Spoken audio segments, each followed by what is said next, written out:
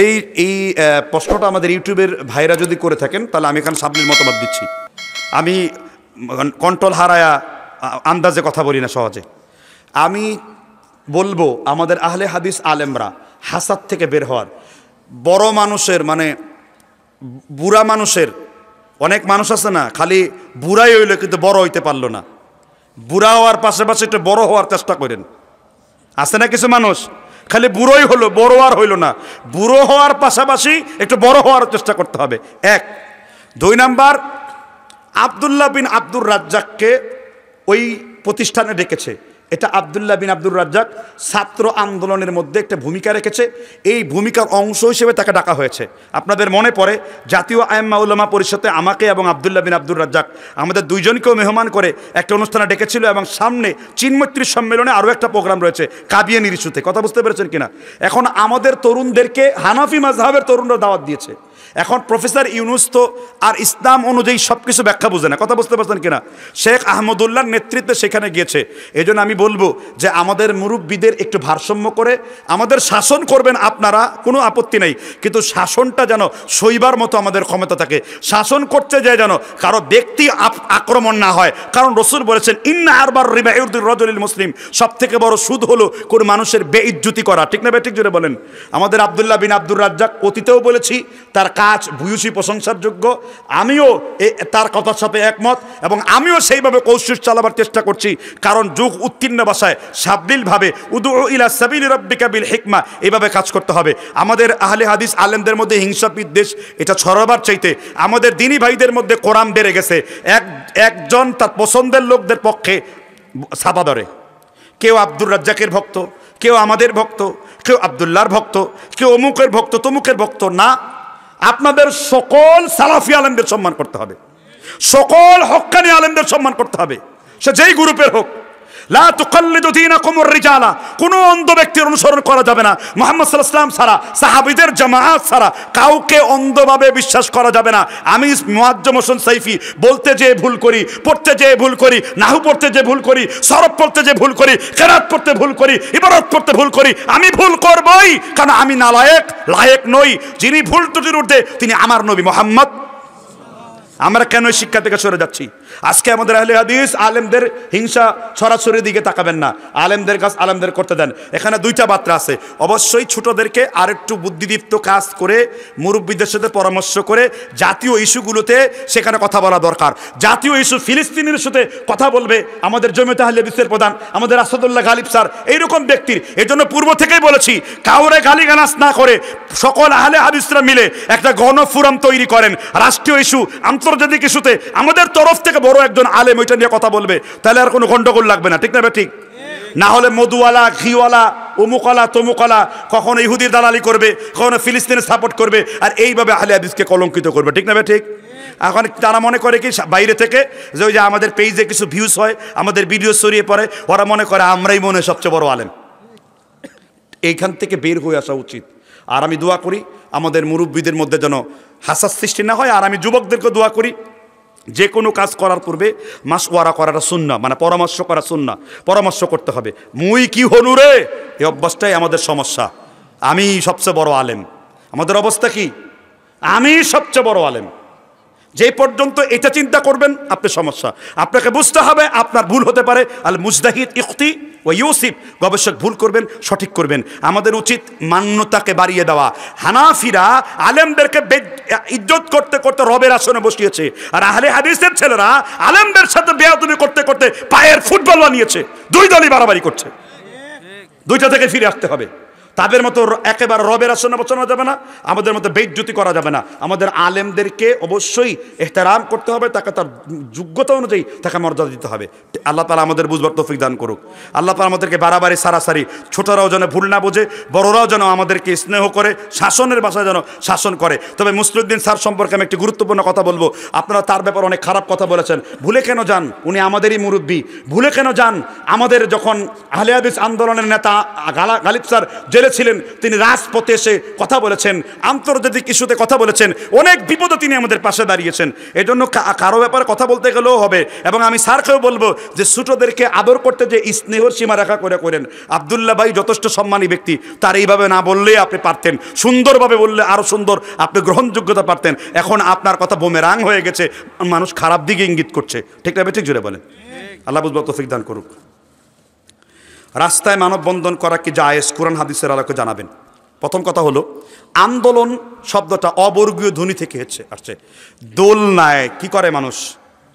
দোলে। দোলন মানে নড়াচড়া করা। দোলন মানে কি করা? নড়াচড়া করা। মানববন্ধন করার উদ্দেশ্য হলো সিরাতে ইবনে হিশাম, সিরাতে ইবনে ইসহাক, সিরাতে হালবিয়া, সিরাতে খাতামুল আম্বিয়া আর রাহিকুল মাখতুমে অসংখ্য ঘটনা এসেছে। অন্যায়ের প্রতিবাদ স্বরূপ সেটা আওয়াজ তুলছে। আমরা মানববন্ধনকে নিয়ত করে দাঁড়াই নাই। আল্লাহর রাসূল বলেছেন, যে ব্যক্তি অন্যায় অত্যাচারের সামনে দাঁড়িয়ে সত্য কথা বলল, সে আমার চাচা আমির হামজার সাথে জান্নাতুল ফেরদাউসে থাকবে।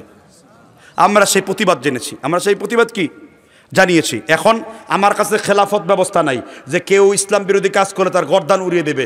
এখন আমাকে এই প্রচলিত ব্যবস্থায় যদি আমি অংশগ্রহণ না করি, তাহলে অপরাধের মাত্রা আরও কি বেড়ে যাবে। এই অপরাধের মাত্রা যেন না বুঝে বাড়ে, আমরা কৌশল হিসেবে এই মানববন্ধন করেছি। আমরা কি হিসেবে? এই জমিয়ত আহলে হাদিস করেছে। প্রথম মানববন্ধন আমি শুরু করেছিলাম এই ইসকন। আমি এরপরে কয়েকদিন আসতে পারি নাই, মুঠোফোনে উপর থেকে আমাকে ফোন দিয়েছে অনেক ঊর্ধ্বস্তর কর্মকর্তা, ডিজিএফআই এর কর্মকর্তা আমাকে ফোন দিয়েছে। এখনও তখন বুঝলাম যে এখনও ফ্যাসিস্টদের লেসপেন্সার আছে। এরপরে ইলিয়াস সাহেবের ভিডিওতে তো সব ক্লিয়ার হয়ে গেছে, কোন কোন জায়গায় কারা কারা বসে আছে, বুঝতে পারছেন কিনা? তখন এরে আবার আরেকটা বড় জায়গা থেকে ফোন করায় দিছি, সে চুপ হয়ে গেছে। বুঝেন নাই? বাবার উপরেও কি জান্নেওয়ালার উপরেও জান্নেওয়ালা আছে। আল্লাহ বুঝবার তৌফিক দান করুক। ডক্টর মুসলিউদ্দিন স্যার গণতন্ত্র হারাম বলেছেন। এটা আমার চাইতে মুসলিউদ্দিন স্যারের কাছ থেকে উত্তর নেবেন। তবে আমি লাজনাত দায়েমার একটা ফতোয়া জানি, এখানে দুইটা ফতোয়া দিয়েছেন, দুইটা মত দিয়েছেন। একটি মত হলো, যখন অপেক্ষাকৃত একজন জালেমের চাইতে বেশি খারাপ জালেম আসবে, অস্থায়ী পদ্ধতিতে কখনো কখনো বড় জালেমকে ঠেকাবার জন্য এটা দেওয়াকে বৈধ বলেছেন বিন বাস, উসাইমিন, শর্ত সাপেক্ষে। তবে আমার মত যদি জানতে চান, আমি গণতন্ত্রকে সমর্থন করি না। তবে কেউ যদি কোনোভাবে ক্ষমতায় আসে, সেখানে আমি চাইব ইসলামপন্থীরা যেন আসে, কারণ একজন ইসলামপন্থী অবশ্যই স্বৈরপন্থীর চাইতে অনেক ভালো হবে। ঠিক আছে?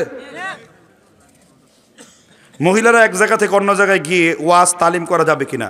3 ফারসাখের মানে কয়েকটা মত আছে। এর মধ্যে মহিলারা 1 মাইল বা 3 মাইলের বেশি কোনো জায়গায় ভ্রমণ করতে পারবে না। কথাকে বুঝতে পারছেন কিনা?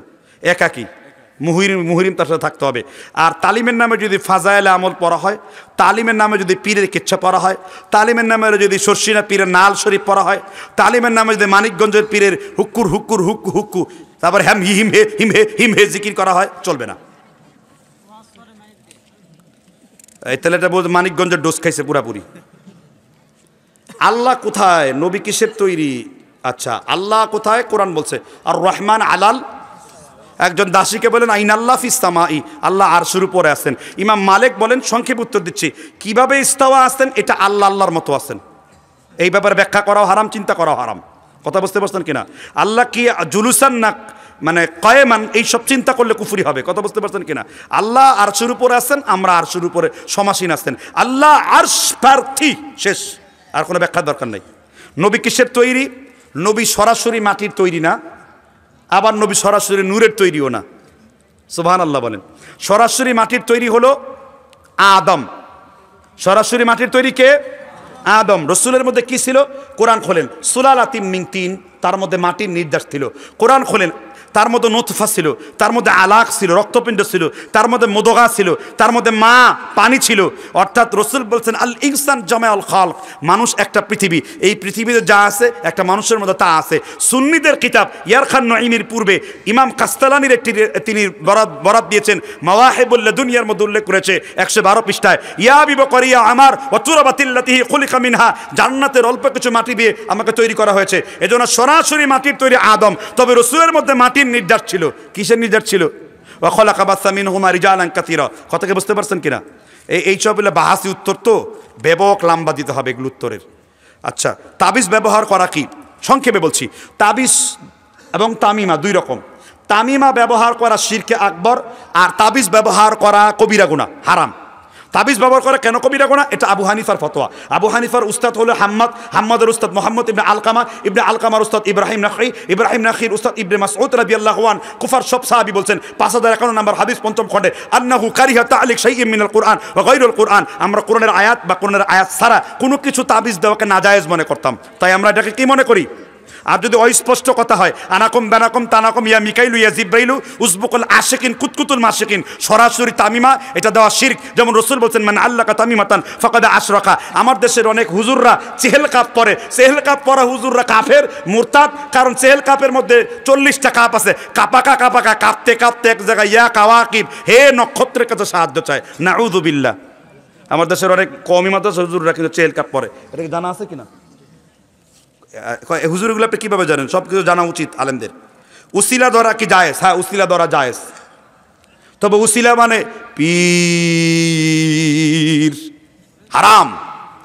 আমাদের দেশের চরমনায় আছে না, ও আমার বাবারা তোমরা উসিলার তালাশ করো, ইয়া আইয়ুহাল্লাযীনা আমানু আবতাগু ইলাইহিল ওয়াসিলা। উসিলা মানে হলো পীর, হারাম। উসিলার সঠিক ব্যাখ্যা না। আমরা আজানের দোয়া পড়ছি না, আতি মুহাম্মাদানিল ওয়াসিলা। কি আলী রাদিয়াল্লাহু তাআলা বলেছেন, জান্নাতের বাইরে আল্লাহ আমাকে একটি স্পেশাল জায়গা দিবেন, ওয়াসিলা। সুবহানাল্লাহ। ইবনে আব্বাস ওয়াসিলার ব্যাখ্যা বলছেন, ঈমান আর নেক আমল, ওয়া দীনিল্লাযী জাআত বিহি ওয়া তাহলিলিল হালালি ওয়া তাহরিমিল হারাম। হালালকে হালাল জেনে, হারামকে হারাম জেনে আল্লাহর নৈকট্য অর্জনকে আরবিতে উসিলা বলা হয়। কিতাবুল ইতিসাম, ইমাম রাগিব ইসফাহানি, 15 নম্বর পৃষ্ঠা। সুতরাং উসিলা দুই রকম। যেমন আল্লাহর রাসূলের চাচা আব্বাসের নেক আমলের উসিলা দিয়ে দোয়া চেয়েছেন। মদিনায় বৃষ্টি নাই, ওমর বলছেন রসুল নাই তো কি হয়েছে, নবীজির আপন চাচা আব্বাস আছে, আল্লাহ বৃষ্টি দাও। আব্বাস হাত তুলতে দেরি, উপর থেকে বৃষ্টি নামতে দেরি হয় নাই। সুবহানাল্লাহ বলেন। আচ্ছা, মুখে নিয়ত পড়া কি? মুখে নিয়ত পড়াটা হলো হাস্যকর। নাওয়াইতুল গুসলা, সাবান দিয়ে কসলা, কই পাইছেন এগুলো আপনি?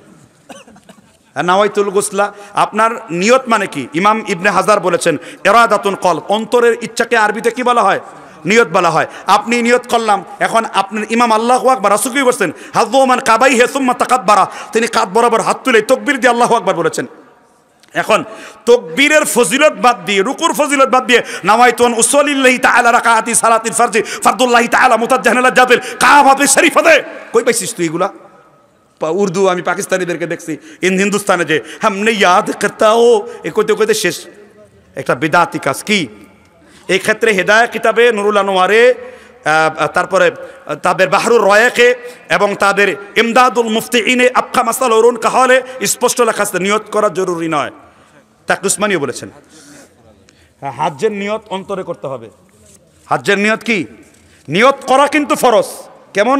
আচ্ছা, আপনি কি, আপনার দোকান আছে না অনেকের, আপনি যে মুখ দিয়ে বলেন হে আমার প্রিয় দোকান তোমাকে খুলিতেছি, আপনি কি বাসর রাত্রে যে নিয়তকে মাইক দিয়ে করেন? কি করবেন আপনি? নিয়ত করছি, ওটা তো মনে মনে আছে। বিড়াল মারবেন না ইঁদুর মারবেন, সেটা তো মনে মনে আছে। ওটাকে আবার নিয়ত করছেন না কি গো আপনারা?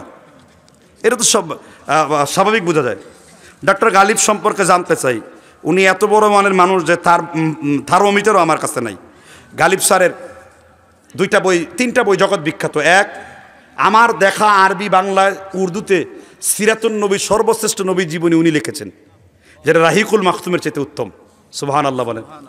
2, উনি নবীদের 25 জন নবীদের জীবনী নিয়ে এক আরবি আমাসের সাথে আমার সাক্ষাৎ হয়েছিল। তিনি বলেছিলেন যদি গালিব আরবে জন্মগ্রহণ করতেন এই বইটির জন্য তাকে আরেকটা PhD বেশি দেওয়া হতো। সুবহানাল্লাহ বলেন। 3, তার সালাতুর রসুল বইটি অনন্য, অসাধারণ। এইরকম একটু অসাধারণ বই বাঙালিদের মধ্যে আর কেউ লিখতে পারে নাই। জাল হাদিসের কবলে রসুল্লাহ সালাত, এটা সাধারণ মানুষের জন্য না। আবার এই বই নিয়ে অনেক রকমের কথাবার্তা আছে, কিন্তু গালিব স্যারের বইটা মাকবুলিয়াত, অর্থাৎ অল্প সময় একটা মানুষ কিভাবে আমল করবে সংক্ষেপে বইটাতে তুলে ধরা আছে। সাধারণ মানুষের জন্য খুবই মুফিদ। কথা বুঝতে পেরেছেন কিনা এই বইটি? এবং এই বইটি ইংরেজি বইটা পড়ে হাশেম আমলা, দক্ষিণ আফ্রিকার বিখ্যাত ক্রিকেটার, তিনি এই বইটির বইটি প্রশংসা করেছেন, বলেছেন অসাধারণ একটা বই। আর আমি বলছি এই বইটি সবচেয়ে সুন্দর। মূলত এই বইটি ইমাম শওকানির নাইলুল আওতারের কিতাবুস সালাতের হুবহু ফটোকপি, শুধু ওইটা আরবিতে আর এটা বাংলাতে। আমি তাও বলে দিলাম, আল্লাহ বুঝবার তৌফিক দান করুক, আমিন। বিদ্যা বেশির জন্য কোন কোন বই পড়া যাবে? আপনি বাঙালি না উর্দুস্তানি না হিন্দুস্তানি না আরবি বুঝেন, এটা না বুঝলে আমি কিভাবে বুঝবো? ঠিক না? ঠিক। যদি আপনি বিদ্বান হতে চান তাহলে আরবি 3টা অ্যাপস আছে, শামেলা, তোরাস, আল বাহিসুল হাদিস। সিরিয়া সবকিছু করবে কোন দেশে? সিরিয়া। 9 বছর পর আজকে সিরিয়াতে আজান হলো। 9 বছর পর সিরিয়াতে আজান হয়েছে। সিরিয়া ইব্রাহিম নবীর দেশ, সিরিয়া কিনানের ইয়াকুব নবীর দেশ। সৈয়দনা ইউসুফের 12 ভাই সিরিয়া থেকে এসে মিশরের মধ্যে মেহমান হিসেবে এসেছেন। নবীদের সব কিছু ঘটেছে কোন দেশে? সিরিয়াতে। আর আজকে সিরিয়া কার হাতে? বাংলাদেশের তথাকথিত এক শ্রেণীর উকিনজীবী, শকুনজীবী, পরজীবী, বুদ্ধিজীবীরা বলেছিল ফ্যাসিস্ট আবার বাংলাদেশটা নাকি সিরিয়ার মতো হয়ে যাবে। এখন আমি দেখেছি বাংলাদেশ সিরিয়ার মতো হয় নাই, বরং সিরিয়ায় বাংলাদেশের মতন স্বাধীন হয়ে গেছে। ঠিক না? ঠিক জুড়ে বলেন। বাংলাদেশ সিরিয়ার মতো হয় নাই, সিরিয়ায় কোন দেশের মতো হয়েছে? আমার বাংলাদেশের মতো হয়েছে। সুতরাং তাদের প্রেডিকশন ভুল ছিল। আল্লাহ তাআলা সিরিয়ার জমিনকে পবিত্র করুন। আর একজন সমাজবিজ্ঞানী, বর্তমান সমাজের, তিনি ভবিষ্যৎবাণী করেছেন, গবেষণা একটা প্রকাশ করেছেন যে 2041 সালের মধ্যে গোটা পৃথিবীটা মুসলমানদের দখলে চলে যাবে। মুসলমানরা আবার সমর শক্তির মালিক হবে, মুসলমানরাই হবে সাম্রাজ্যের অধিকারী। মুসলমানদের আবার ওই অতীতের খেলাফতে আলা মানহাজুন নবুয়া, নবুয়তের আদলে খেলাফত আবার মুসলমানদের হাতে চলে আসবে। কারণ চারদিকে তাওহীদের জয়ধ্বনি বাজছে। আজকে শিয়া বাহিনীকে পরাজিত করে আহলে সুন্নাহ ওয়াল জামাতের পতাকা পথ করে সিরিয়ার মাটিতে উঠছে। ঠিক না? ঠিক জোরে বলেন। আল্লাহ তাআলা আমাদেরকে তৌফিক দান করুন, বলেন আমিন। তাহলে শুরুই হলো আজকে বিজয় দিবস দিয়ে। বিজয় দিয়েছেন কে? শর্ত কি? ওয়ালা তাহিনু ওয়ালা তাহজানু ওয়া আনতুমুল আ'লাউনা ইন কুনতুম মুমিনিন। তুমি যদি নিরৈশ না হও, নৈরাশ্য না হও, দুনিয়া যদি তোমাদের পেয়ে না বসে, তোমরা যদি মোমেন হও, আমি আল্লাহ তোমাদের বিজয় দান করব। এই জন্য ইংরেজি কবি উইলিয়াম শেক্সপিয়ার বলেছেন, the dust never settle down. মানুষ কখনো ধুলোয় দূষিত হবে না, অর্থাৎ মুসলিম কখনো ধুলোয় দূষিত হবে না। মুসলিম কখনো পরাজিত হওয়ার লোক না। ঠিক না? ঠিক জুড়ে বলেন।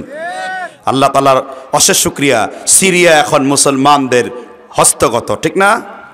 এটা সুসংবাদ না দুঃসংবাদ?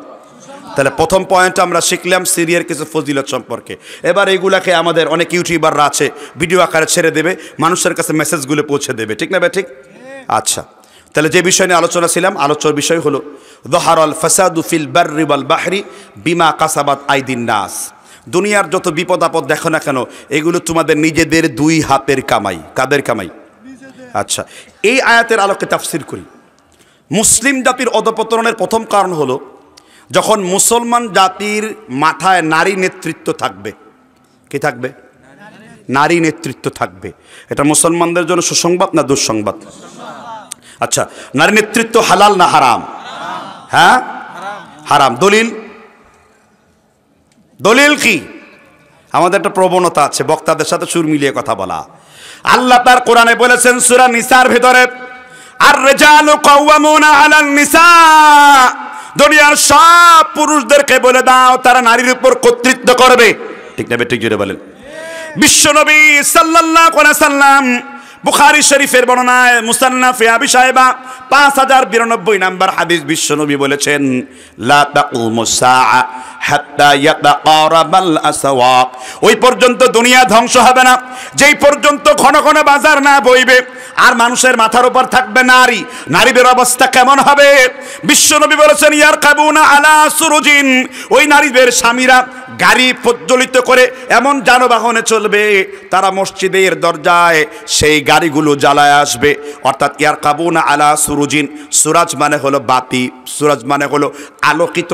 আল্লাহর নবী ইঙ্গিতে বলে গেছেন তারা এইরকম আলোক সজ্জিত গাড়ির মধ্যে চড়বে। তাদের মহিলারা কেমন হবে? বিশ্বনবী মুহাম্মদ সাল্লাল্লাহু আলাইহি সাল্লাম বলেন কাসিয়াতুন আরিয়াতুন কাসনামাতিল বুখতিল ইজাফিল আনুহুন্নাতি ফাইন্নাহুন্না মালউনাতি। আল্লাহর নবী বলেছেন তারা এমন কাপড় পরিধান করবে, কাপড় পরা সত্ত্বেও তারা উলঙ্গিনী বলে বিবেচিত হবে। এই জন্য আমরা 16টা বছর নারী নেতৃত্ব মাথার উপর পেয়েছি। আল্লাহর গজব আমাদের সমাজে আছে না নাই? আগুন ধরা আছে না নাই? জমিনের মধ্যে লুটপাট দুর্নীতি আছে না নাই?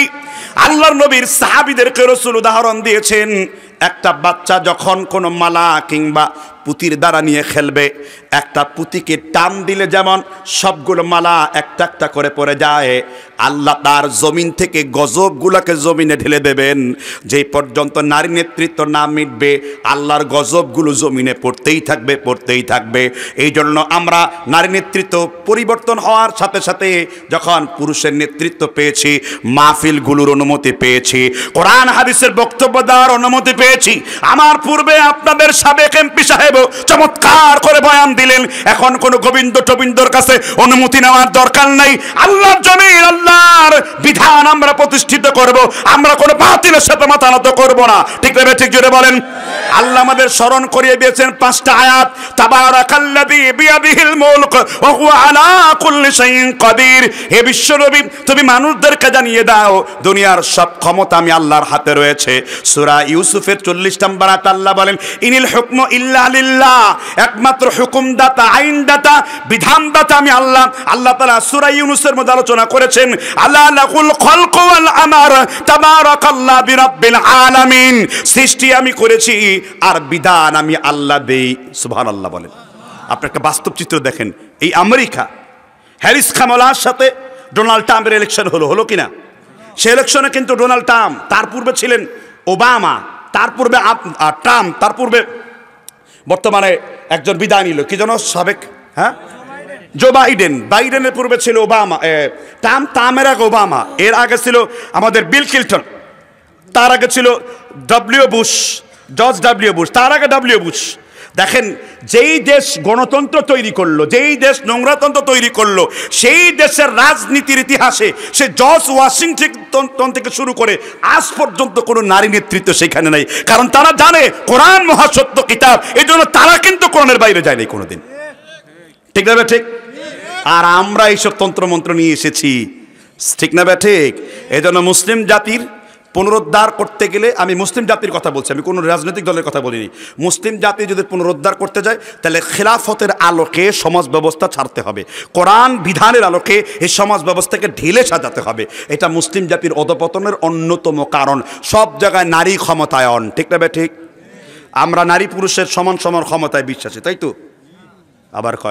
আবার কয় জি।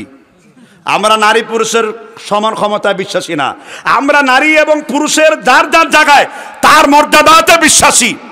একজন নারী মায়ের মর্যাদা পাবে, একজন নারী স্বামীর কাছ থেকে সম্পত্তি পাবে, একজন নারী ভাইয়ের কাছ থেকে 2/1 অংশ বুঝে নেবে, একজন নারী মোহর পাবে, একজন নারী সন্তান প্রতিপালন করবে। রাসূল আরবি সাল্লাল্লাহু আলাইহি সাল্লাম বলেন, পৃথিবীতে যত জিহাদ রয়েছে, পৃথিবীতে যত জিহাদ রয়েছে, কোনো মহিলা যদি সন্তান প্রসব করতে যে মৃত্যুবরণ করে, তাহলে সেই মহিলাকে আল্লাহ তাআলা শহীদের দরজা দিয়ে বিনা হিসেবে জান্নাত দান করে দেবেন। তাহলে নারীর মর্যাদা কি ইসলাম বাড়িয়েছে না কমিয়েছে? বাড়িয়েছে। এবার মা বোনদেরকে প্রেসক্রিপশন দিতে চাই। বুখারী শরীফের একটা হাদিস আপনাদের মনে করিয়ে দিব। আবু দাউদের মধ্যেও রয়েছে, আদাবুল মুফরাদের 1020 নম্বর হাদিস। মা বোনদের প্যান্ডেল আপনার এলাকায় আছে না নাই? বিশ্বনবী বলেছেন, ইদা সাল্লাত মারআতু খামসাহা, যদি কোনো মা, যদি কোনো বোন 5 ওয়াক্ত নামাজের হেফাজত করে, ওয়াসামাত শাহরাহা, যদি কোনো মা, যদি কোনো বোন রমজানের রোজাগুলোর হেফাজত করে, বিশ্বনবী সাল্লাল্লাহু আলাইহি সাল্লাম তারপরে বিশ্বনবী বলেছেন, ও আতাআত বালাহা, কোনো নারী যদি স্বামীর বৈধ খেদমতগুলো কবুল করে, তারপরে বিশ্বনবী বলেছেন, হাসানাত ফারজাহা, কোনো মহিলা অবিবাহিত অবস্থায় নিজের যৌনাঙ্গ বিকৃতি করে নাই, মানে নিজের ইজ্জত রিকশার হুক উঠায়া অন্য যুবককে দেয় নাই, কোনো পার্কের মধ্যে কোনো যুবকের হাত ধরে ঘুরে নাই। বিশ্বনবী বলেছেন, এই 4টা গুণ যদি কোনো নারী অর্জন করতে পারে, দাখালাত আইয়ামিন আবওয়াবিল জান্নাহ, জান্নাতের যে কোনো দরজা দিয়ে আল্লাহ ওই নারীকে প্রবেশ করিয়ে দেবেন। এটা জোরে বলেন না সুবহানাল্লাহ। কত মর্তবা আছে, কত মর্তবা আছে নারী। এই নারীকে যিনি গাইড দিবে তিনি কে? পুরুষ। আচ্ছা, এখানে বলেন তো, গয়রাত আছে কার কার? গায়রত কার কার আছে? গায়রত কি বুঝেন? কি ওয়াজ শুনেন? একজন বুঝছে আত্মমর্যাদা। গায়রতের হাদিস বলবো একটা, বুখারী, মুসলিম, তিরমিজি 1889 নম্বর হাদিস, বুখারী মুসলিম 753। বলবো হাদিসটি। সাহাবী আবু হুরায়রা এবং আনাস ইবনে মালিকের সামনে রাসূল আরবি সাল্লাল্লাহু আলাইহি ওয়াসাল্লাম বলেছেন আনা নাইমুন, রাসূল ঘুমিয়ে গেলেন। রাআইতু ফিল জান্নাহ, ঘুমের মধ্য থেকে জান্নাতে প্রবেশ করলেন। ঘুমের মধ্যে থেকেই কোথায় গেলেন? রাআইতু ফিল জান্নাহ, তিনি জান্নাত দেখতে শুরু করলেন। বিশাল বড় ইয়াকুতের, বিশাল বড় স্বর্ণের, বিশাল বড় জান্নাতি যে উপাদান এলিমেন্টসগুলো রয়েছে, এরকম একটা জান্নাত তার সামনে আসলো। আর সুন্দর একটি রমণীও আসলো। নবীজি জিবরিলকে বলেন মান হাদা, এটা কে, কার জন্য? ওয়াকালা জিবরিল, জিবরিল বলল লি উমার, এটা আপনার সাহাবা, এই প্রাসাদ এবং এত সুন্দর একটা জান্নাতি নারী, এটা উমরের জন্য নির্ধারিত। রাসূল ইস্পিত লজ্জা পেলেন, তিনি লজ্জায় মুখকে ফিরিয়ে নিলেন। তিনি দুনিয়া এসে বলেন ওমর, ওমর, আমি যখন জান্নাতে যে তোমার প্রাসাদ আর তোমাকে দেওয়া হুরকে দেখেছি, আমি রাসূল লজ্জায় সেখান থেকে চোখ ফিরিয়ে নিয়ে এসেছি। কারণ আমি জানি আমার উম্মতের গায়রত কত বড়, আমার উম্মতের ব্যক্তিত্ব কত বড়, আমার উম্মত কত বড় ব্যক্তিত্ব সম্পন্ন। আমি তোমার গায়রাতকে ব্যক্তিত্বকে অনেক মূল্যায়ন করেছি। ফাবাকা উমারু, উমার চোখের পানি দরদর করে ফেলে দিয়েছেন। বলছেন হে আল্লাহর রাসূলুল্লাহ আনা ইয়ারমিন, আপনার আত্মমর্যাদা তো আমার থেকে অনেক বেশি, তুলনাই নেই, আর আল্লাহর তো কোনো উদাহরণই চলে না। রাসূল স্বপ্নের মধ্যেও একজন সাহাবীকে একটা হুর দিবেন, তিনি তার চোখকে ফিরিয়ে নিলেন, কারণ এটা উমরের গায়রাত, উমরের ব্যক্তি মর্যাদার শান। আর আশ্চর্যের বিষয়, আপনার বিবিকে 14 পুরুষ দেখছে, হাজার হাজার ছেলেরা তার সাথে ঘাসাঘাসি করছে, সহশিক্ষা দিচ্ছেন। আপনার মেয়েকে দেখেন অন্য মজা সাধন করেছে, আপনার মধ্যে বিন্দু পরিমাণ কোনো গায়রাত আসে নাই। আপনার পুরুষ নামের কলঙ্ক, কে আপনাকে পুরুষ বলেছে? ঠিক না ঠিক জোরে বলেন। এটাই জাহালাত, এটাই কি জাহালাত? আপনি কি মনে করেছেন খুব সোজা? তাহলে হাদিস থেকে কি শিখলেন? প্রত্যেক মানুষের গায়রাত দরকার। হাদিস শুনবেন। আলী রাদিয়াল্লাহু তাআলা আনহু বলেছেন, ফতোয়া খুলেন সুনানে বাইহাকিল কুবরা 1020 নাম্বার, ফতোয়া খুলেন হাদিস মাজরুহিন মিনাল মুহাদ্দিসিন আসার নাম্বার 2020 নাম্বার, আরো হাদিসের কিতাব খুলেন মুসনাদ বাজ্জার হাদিস নাম্বার 8075 নাম্বার, আরো হাদিস খুলেন মাজমাউজ জাওয়ায়েদ ইমাম হাইসামি রাহমাতুল্লাহ আলাইহি 10075 নাম্বার হাদিস। আলী রাদিয়াল্লাহু আনহু বলেছেন, কোন পুরুষকে যদি জিজ্ঞাসা করা হয় তোমার স্ত্রী দেখতে কেমন কেমন, আলী রাদিয়াল্লাহু আনহু বলছেন 1 মিনিট দেরি না করে আদ্রিবু উনুকা গায়রা মুসফা, সেজন্য একটা কোপ দিয়ে তার গর্দানকে কেটে ফেলে। কারণ এটা একজন মুসলমানের গায়রত, এটা একজন পুরুষের গায়রত থাকবে, বৈশিষ্ট্য থাকবে। আছে এই গায়রত আপনার? আছে এই গায়রত আপনার? গায়রত নেই। চিন্তা করে দেখছেন রাসূল? এবার একজন সাহাবীর ঘটনা রাসূল বলছেন, বলবো? হাদিসটা মুসনাদ আহমদে আছে 10044 নম্বরে 17 নম্বর খণ্ডে। হাদিসের সনদ আলবানী সহিহ বলেছেন। আমার উস্তাদ হাফিজুল হাদিস মুহাদ্দিসুল আসার জুবাইর আল জাই রাহিমাহুল্লাহ হাদিসটিকে সহিহ বলেছেন। সাহাবীর নাম হলো সাদ বিন উবাদা। কি নাম বলেছি? তিনি বলছেন, হে সাদ, লাউ রাআইতু রাজুলান মা'a ইমরাতি, যদি কোনো মহিলাকে দেখো, যদি কোনো পুরুষকে দেখো তোমার স্ত্রীর সাথে ব্যভিচার করছে কিংবা নির্জনে তার সাথে কথা বলছে, তুমি কি করবা? সাদ বিন উবাদা বলে, ইয়া রাসূলুল্লাহ, ওয়াল্লাহি, আল্লাহর কসম করে বলি, আমি একটা কোপ দিয়ে তার গর্দানটাকে আমি দুনিয়া থেকে বিদায় করে দেব। বিশ্বনবী বলেন, সাহাবাদেরকে উদ্দেশ্য করে বললেন, আতাজাবুনা কা গায়রাত সাদিন, তোমরা কি সাদের ব্যক্তিত্ব বোধ দেখে আশ্চর্য হও নাকি? আল্লাহি, আল্লাহর কসম, তোমার নবী এর চাইতে বেশি ব্যক্তিত্ব সম্পন্ন। কিন্তু আপনার আমার এলাকায় পুরুষদের সব থেকে বড় গায়রাত বৈশিষ্ট্য আপনার আমার এলাকায় নাই। এই জন্য আপনার মধ্যে এই মর্যাদা ফিরিয়ে আনতে হবে। সাহাবীদের মধ্যে সব থেকে বেশি গায়রাতওয়ালা সাহাবী কে? একটু আগে বলেছে কে? না ওমর। একটু আগে বলেছে কে? সাহাবীদের মধ্যে সব থেকে গায়রাত মানে ব্যক্তিত্ব সম্পন্ন ব্যক্তি কে ছিলেন? এই জন্য রাসূল আবু বকরের নাম বলেন নাই, ওসমানের নাম বলেন নাই। তিরমিজিতে এসেছে, আমার পরে কেউ যদি নবী হতো সে হতো ওমর। আমার পরে কেউ যদি নবী হতো, হাসান হাদিস, সে হতো কে? ওমর। কি জন্য? ক্বালান নবী সাল্লাল্লাহু আলাইহি ওয়াসাল্লাম আশাদ্দু, আমার উম্মতের মধ্যে সব থেকে বেশি কঠিন পুরুষ। হানাফিরা জুমার সানি খুতবা সব সময় পড়ে, আরহামু বি উম্মতি আবি বকর আশাদ্দুহুম ফি আমরিল্লাহি উমর। আমার উম্মতের সব থেকে কঠিন পুরুষ, তার নাম কি? ওমর।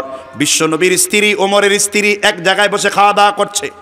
কোরআনের 40টা আয়াত আল্লাহ রাসূলের শানে অবতীর্ণ না করে আল্লাহ তাআলা ওমরের কথার উপরে আকাশ থেকে নাজিল করেছেন। সুবহানাল্লাহ বলেন। এক টেবিলে সাহাবার স্ত্রী, এক টেবিলে নবীগণের স্ত্রী।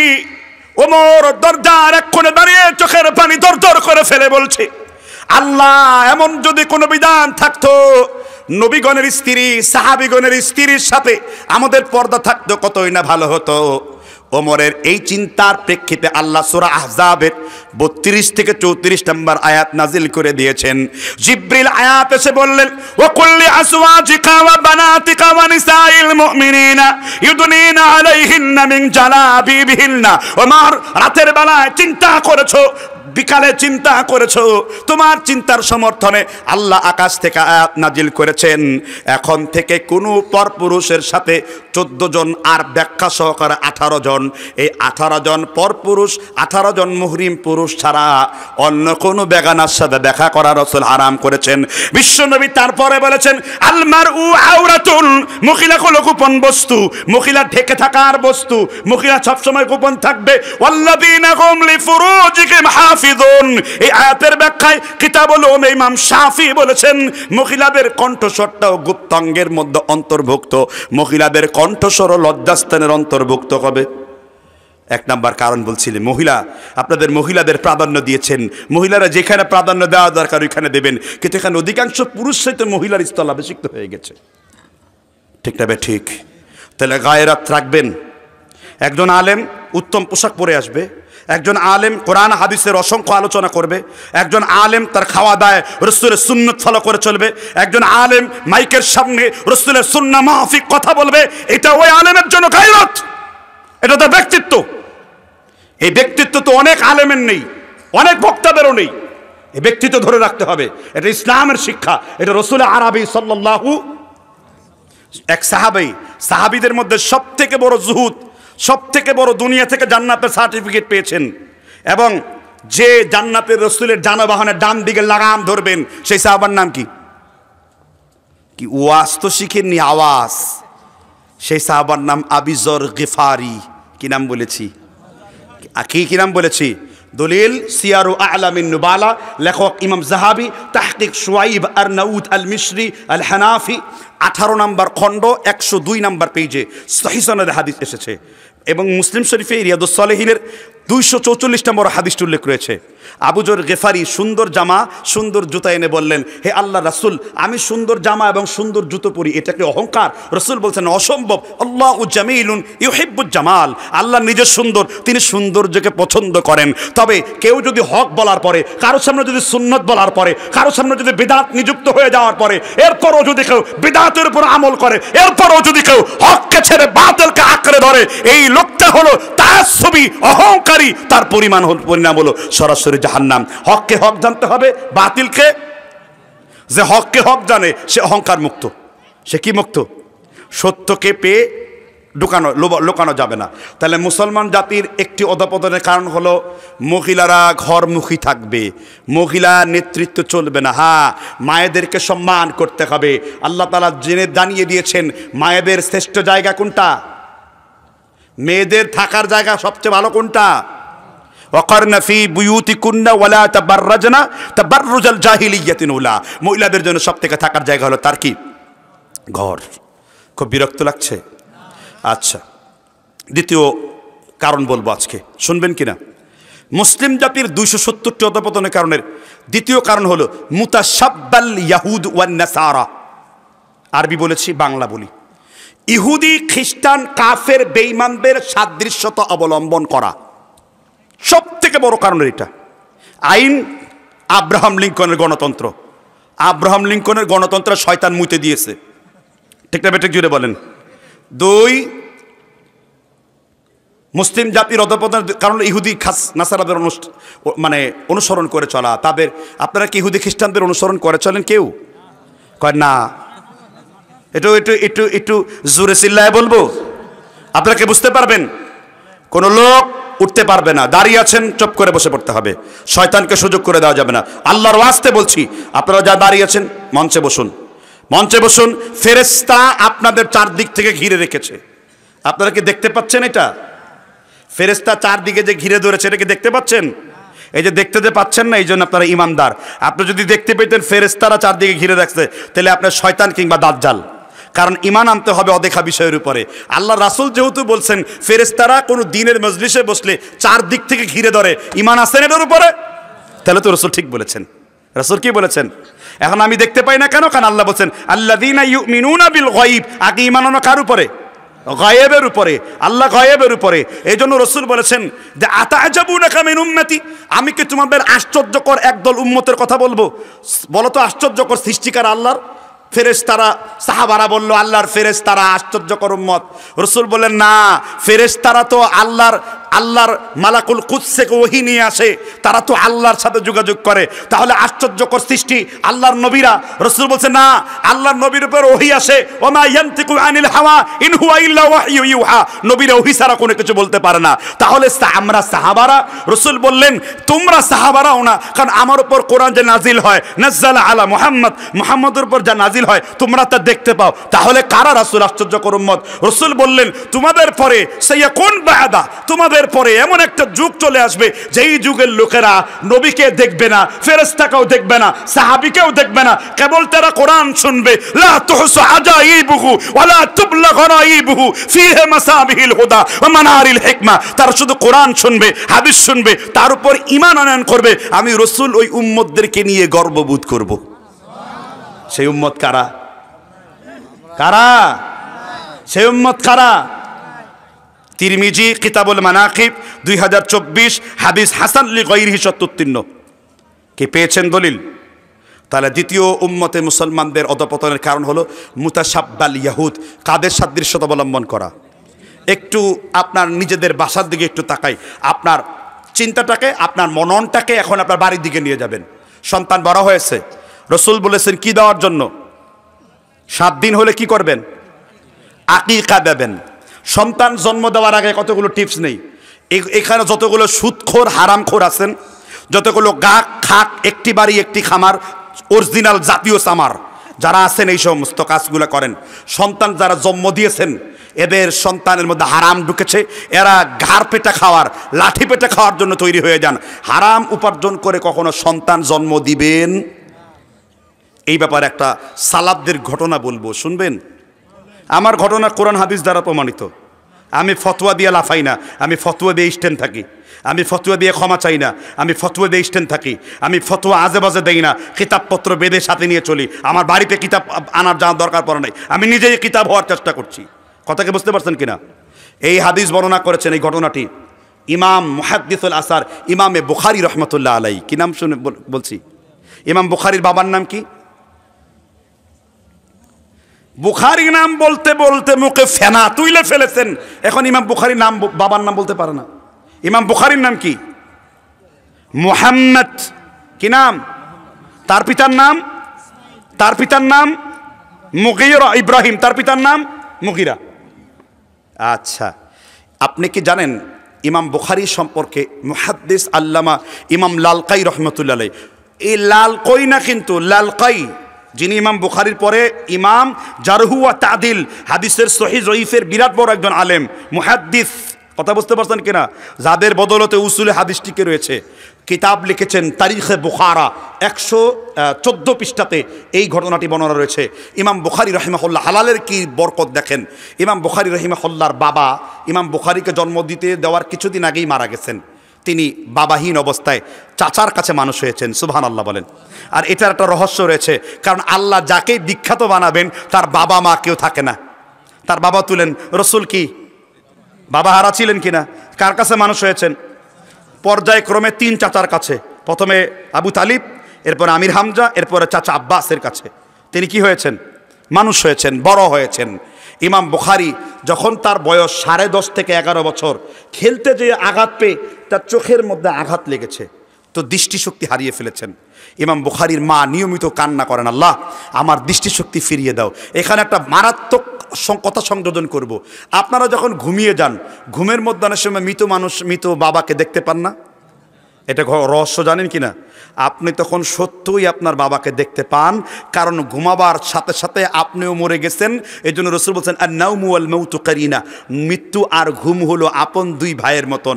আপনার জিসমানি আপনার মৃত্যু হয়ে গেছে, আর পার্থক্য হলো ঘুমের মধ্যে যে মৃত্যুবরণ করেন সেই রুহু কবজ করেন আল্লাহ, আপনার রুহুটা আল্লাহর কাছে যায়, আল্লাহ আবার ফিরিয়ে দিলে আপনি জীবিত হয়ে যান।